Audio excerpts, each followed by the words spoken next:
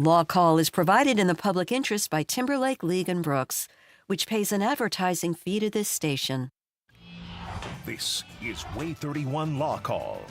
Good evening and welcome to WAAY 31 Law Call. I'm Sharon Doviet. Tonight we're talking about legal issues in the news. It's kind of an Ask Us Anything show tonight, but also interested in hearing what your thoughts are, what your questions are, and your opinions are of some of the legal issues that have been in the news. Things like, the Supreme Court ruling on tariffs. We've also had the FDA's controversial decision to drastically loosen some regulations on some chemicals, the glyphosate, I think I'm saying it right. And then, of course, the Epstein files. Why we've seen the UK arrest a member of the royal family, but we haven't seen any kind of prosecutions going on here. If you're frustrated or if you've got thoughts, maybe it's not upsetting to you, you've got reasons to try to share with your family members that they don't see it the way you do. Call in. We're eager to hear your thoughts.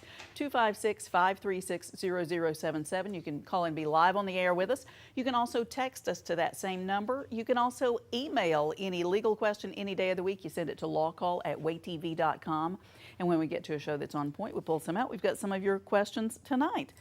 Will League is here from Timberlake League and Brooks. A lot of stuff in the news this week. It's good. It's Thanksgiving with around the table, everybody talking about it. But yeah, a lot of stuff going on. Yeah. So everything from hit us up with some of these top things that you've seen coming into the news. We've got a graphic here about things that maybe you'd like to talk about tonight. I looked at it, and so our producers were talking about the Supreme Court tariff ruling, and basically, if you remember from civics class, we talk about the tariff ruling. So Congress has the ability to tax, okay? So basically, the Trump administration was basically saying, hey, there's emergency powers, give me the power to tax.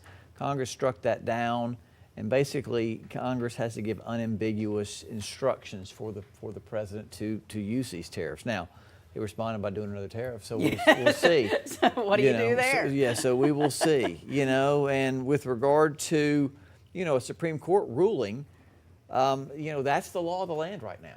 And so it's going to have to be, addressed by this court, the Supreme Court, for it to make any type of change. Okay. And so once the Supreme Court rules, the doctrine of stare decisis, all you law students out there, basically says the one on top rules, and it filters down through federal and state law to the extent it conflicts with this federal law. This is regard to the president. So, it's here we are, and I guess there's going to be another appeal. Now, on the tariffs, there are lawsuits going on. So basically, it's a tax. So let's say if you're an importer and you've paid 30% more for your baseball gloves or for your whatever you're bringing in, then that's an illegal tax. The Supreme Court just ruled, and now there's class actions going for businesses to obtain those taxes they paid back.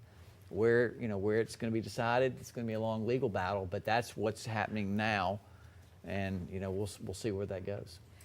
And then we've got the FDA restrictions. So that's like the chemicals in, I think Roundup is one of the well-known chemicals. We've been seeing lawsuits and things all along for some of these chemicals. Some of the ultra-processed foods, they're taking a stab at those, and some of the regulations are strengthening from health perspective, or at least arguably so, and others are weakening. Faster approval of drugs. That could be, that's better for business, but is it good for consumer protection? And so when you're looking at, you're putting something in your body, you want the most thorough FDA inspection you can have. And so taking some of those regulations off, while it may be good for business, could be bad for the consumer, and it's a little nerve-wracking to not have guardrails when you're talking about medication. Yeah. And so arguably it's safer with more oversight, but maybe we're wrong. I don't know. Some of those things, the Roundup, so when you have something like that from a chemical that's been, a product that's been out in the market, how does that work?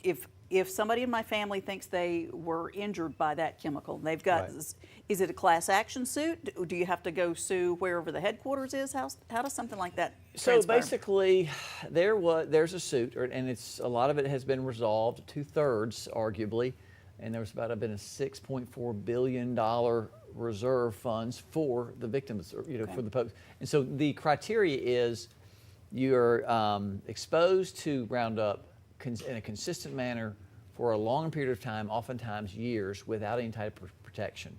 And if you there's classifications, usually class actions, you have to have the same injury.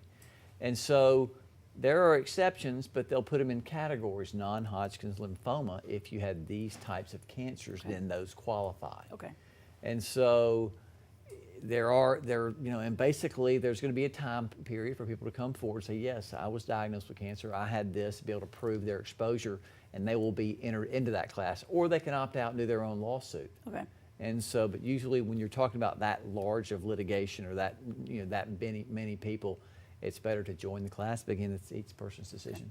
One of our email questions, the second one from Marlon. Marlon was asking about, he was saying, has anyone won a lawsuit against Roundup? How do you prove that the cancer you have was caused by that one chemical when there's so many other things out there that can cause cancer? Right. So are there no lawsuits anymore? It's been settled and that's just how it's going to be resolved? Each side have experts saying, okay, what's the link? Remember the baby powder cases, Right. Johnson & Johnson. There was a link between some of the tests and the particular type of cancer. Mm-hmm.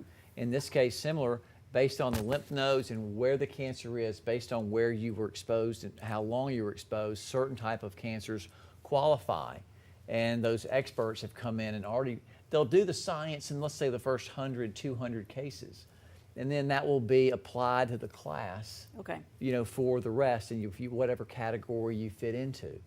And so, if you have been exposed, contact an attorney, and you want to, get your medical records and have your case evaluated to see if it fits in that category. Okay. And the problem is there, again, they found documents where they knew it was dangerous and put profits over people. Gotcha. And so that's typically where these companies get in trouble, Yeah. when they've got these studies to actually show the risk, of cancer-related diagnosis and the exposure to this, and without providing a warning. Would it something else you'd use? Probably. Yeah. We've got callers waiting. We've got Howie on the line with a question or comment from Huntsville. Hi, Howie. Thanks for watching tonight. What's your question or comment? Yeah, I noticed that the Constitution, they refer to Section 8 on Article 1, says that Congress has the power to lay and collect duties. It doesn't say tariffs. So I want to know what is the difference between a duty and a tariff.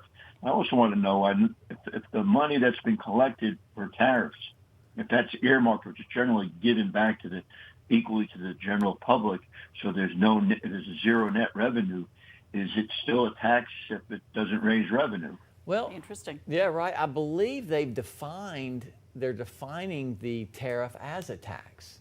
And that's clearly something within the constitutional range, of Congress to levy. And if it's being used as a tax, Congress has the ability to give the president that power to use those tariffs, but if they're calling it a tax, then they have to clearly and unambiguously provide that express authority to the president, unless in an emergency situation. And the president, I believe, has been claiming it's an emergency situation from whether it be foreign policy and whatnot. There was a 6-3 decision, I think last week. And so, but good point. Good point. Howie, would you like to just have it divided among all the American people, or what do you think ought to be done with those funds? Are you still with us? Well, what I'm saying is if you divide it equally and give the money back, then it's a zero revenue, because it's not actually a tax that raised money, because it wound up not going to, they can't use to spend on items in the budget. It's zero revenue. So if it's zero revenue, then it's not a tax. And again, as I read the Constitution, it doesn't use the word levy. It uses duties. I know duties are money that you pay on imports. So. Well, Hallie, let me ask you this. Who's paying it? Is the manufacturer here, is the wholesaler who's bringing it into the country, are they paying it, or is the foreign shipper paying it? Arguably, under the Supreme Court ruling, that the wholesaler here in town or here in the country was actually, if it's a $100 unit, they're paying $130. And so it's arguably the wholesaler's paying that, and that's where they're trying to get that money back that they claim they've already expended. We've got Ali on the line with a question or comment from Russellville. Hi, Ali. Thanks for calling. What's your question or comment tonight? Yes, I was calling about a tax question. Okay. I had a family member last year that had just opened up a lawn care service, and he got tax papers back this year, and the tax papers is stating that they didn't say he owed anything. They just said that on the paper that he owed, not owed, but his business made over $4,000, when in reality it was a fraud, because the guy that wrote him the 2 checks over $4,000, when he deposited them, the bank accepted them, they was fine. But then about a week later, the bank said that there were fraud checks and they couldn't accept them, but they already had accepted them. So now he got to pay the bank back the money. So would he have to pay the state back or the federal back for that, and plus pay the bank as well? Well, okay, so let's say they gave him 2 checks. They were wrong or they weren't good. The bank still cashed those checks, gave him the money. He realized that profit. On that profit, he had to pay taxes. But now he's saying, I got to pay it back to the bank. If he has to pay it back to the bank, which he would have to pay it back to, he would have to, basically give that money back and then appeal to the IRS because he already had income. Yeah. So he'd have to take a deduction or business expense showing it wasn't any good. Seems like and he'd and have the good- extra money he had to pay for the bad check, he could expense that and deduct that from his taxes, but it's not a good scenario. Seems that's like for he'd sure. have good evidence, though. He can clearly show that if he gives the money back. Seems like he'd be able to show that to the IRS. Yeah. I mean, I think he'd owe the tax, but he'd have to show them and make that appeal. Yeah. We're going to take a break. We'll be right back answering your questions about all kinds of legal issues in the news this week.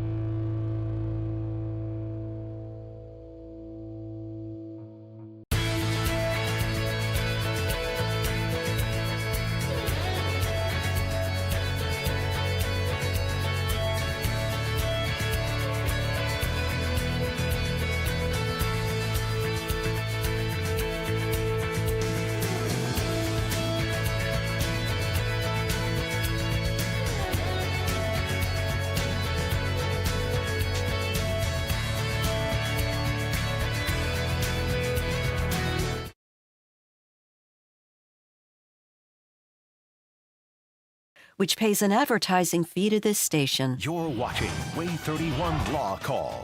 Your rights, your calls, live.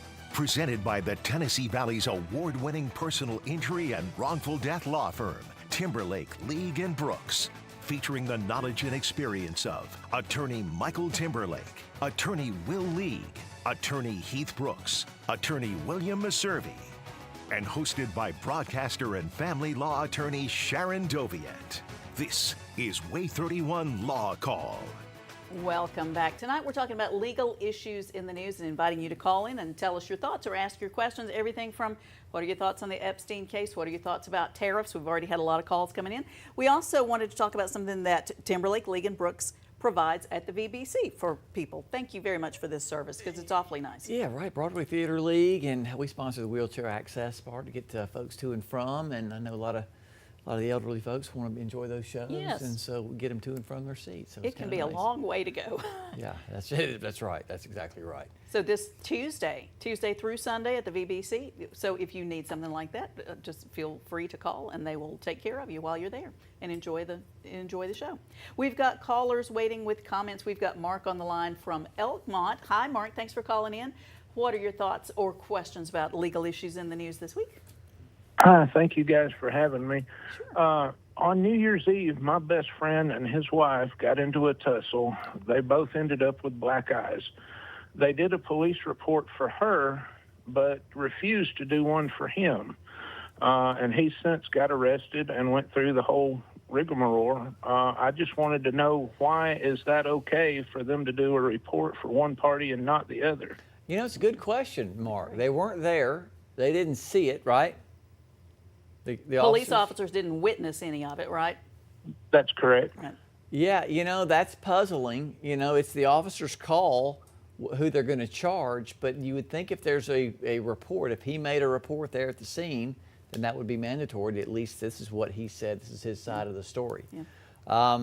You know, but again, it's a judgment call as to who they're going to take. You know, you're balancing, you know, keeping everybody safe when you're talking about domestic relations cases. Now, you talk to officers, and some of the most, you know, frightening scenarios are coming up on domestic relations, you know, homes not knowing what's happening. Yeah. And so you know, the officers have had a rough time with that, and they really, you know, are trying to be as careful as they possibly can to separate the people and try and keep them safe first and foremost. Now, the law, basically, it's assault. Now, let's say they did not do a report. He could go down to the magistrate, fill out a report, go to the police station, fill out a report, and do what's called an outside warrant, claiming that he was the victim of an assault or battery. And so that is another way if the officer does not do the report there at the home at that particular time. We've got Patty on the line with a question or comment from Huntsville. Patty, thanks for watching tonight. What are your thoughts tonight? Hi, good afternoon, y'all. Hi. I want to make a comment about the tariffs. Okay. When are people going to realize, and I learned about tariffs in school in accounting, when are people going to realize that these other countries are charging us anywhere from 100 to 250% of our product that goes to them, that we have to pay them?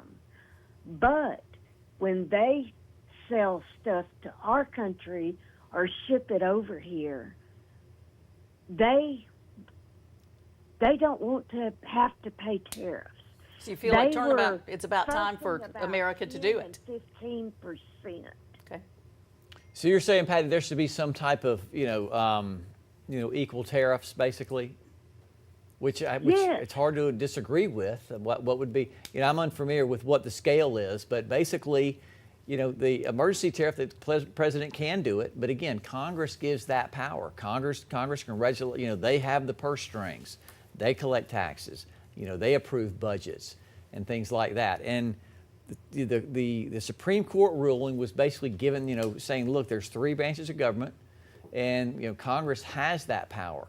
Congress should, go and vote for your legislature, call your legislator's office, and let them know about you're for or against these tariffs, because they're the ones, the legislature, to make this policy and to have this economic balance. And if it is out of whack, it's up to Congress to fix it. We got in a text message. I'm going to boil it down just a little bit for some of the language. If the president were found to be a pedophile, could he just pardon himself? Oh, man. That's what we're worried about. So well, that's a constitutional crisis. That would be difficult. We've got callers waiting. Harvey's on the line with a question or comment from Huntsville. Hi, Harvey. Thanks for watching. What's your comment tonight? Yes, my question is, I have two family members who was willed some property. One of the property being a house, and one of the family members don't want anything to do with the house. All they want is their money out of the house. So, is the other party forced to sell the house and give them their half, or come up with the value of the half to give to the other party? Sometimes there are provisions in wills and probate documents that address that, but if not, they're co-owners, and they could sue for sale for division. And so basically one can buy the other out, or they sell the property and split the proceeds. But they take a lawsuit and a judge to tell them they have to do that when you've got two unwilling partners. So probate court can do it, or you can go ahead and make a claim against your partner, sue for sale for division, The judge say, okay, you'll take 3 or 4 offers and average them out and go to the highest bidder, and there'll be some parameters set in that particular. So they don't have to remain partners. There's ways out of it, but it takes litigation unless they agree. Sometimes family members will come to an agreement, right, and settle it all and tell probate, we've reached an agreement on what we're going to do. And well, oftentimes you'll have a personal representative that will come in and take a collection of the assets, provide a list to the probate court, all the parties, and then sometimes they can take direction from the beneficiaries if it works into that.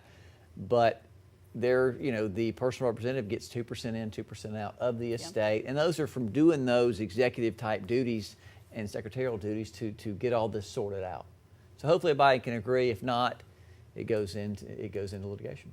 Got a text question from someone who says, I was denied workers' comp for a carpal tunnel in both hands about 15 years ago, but I'm still having complications from that. Is it too late to reopen the case? It has. When you're talking about carpal tunnel, typically it's like repetitive injuries. Yeah. So if you're on the refrigerator line, you're constantly making the same motions and you get some type of injury, then that's typically covered. Now, under the statute of limitations, you have to bring that case within 2 years date of the injury or 2 years from your last date of temporary total disability benefit payments. And so if it was 15 years ago, it may not be a claim, but let's say her last exposure to cause that repetitive injury was within that 2-year gap, then she could maintain that action and ask a judge, is this related to my particular job? And that it would be covered. And remember, under comp, you're entitled to medical bills paid, but you have to go through a workers' compensation approved physician, 2/3 of your wage, and if you have a permanent impairment, then something based on that permanent impairment. And unfortunately, it's a formula that spits out a number. Okay. Hadn't been changed since the early 70s, so it really does not pay to be an injured worker in Alabama. Yeah. We've got Harry on the line with a question or comment from Decatur. Hi, Harry. Thanks for calling in. What's your comment tonight? Thank you. Sure. I had an unusual situation this past weekend. I went to a convention and I had an exhibit, and to carry my product to exhibit, I had bought a rolling suitcase at a yard sale. Okay. And then when I got to the convention, unzipped the side of it, and there was 2 ounces of cocaine. Okay. So I called the exhibit people there, brought the local police over. So I think we've lost Harry. He wants to know, would his name end up in any records related to it? Is that your real name, Harry? If they didn't arrest him, we don't know the end of the story. We don't know how it turned out. Did they arrest him? The question is, would his name end up in any report? Yeah. I would think so. If he's the one who turned it in, the investigation said, hey, that's the one who turned it in. Now, would he be charged with possession? He could be, and he might not be. I wonder what happened to the rest of the story. Harry, give us a shout next week, or give us a shout back. We got Harry, to be did continued. You get arrested? Hey, Harry, did you get arrested? No, I think we've lost him. Okay. Okay. Let's take a quick break. We'll be right back answering more of your questions about legal issues in the news. Stay with us.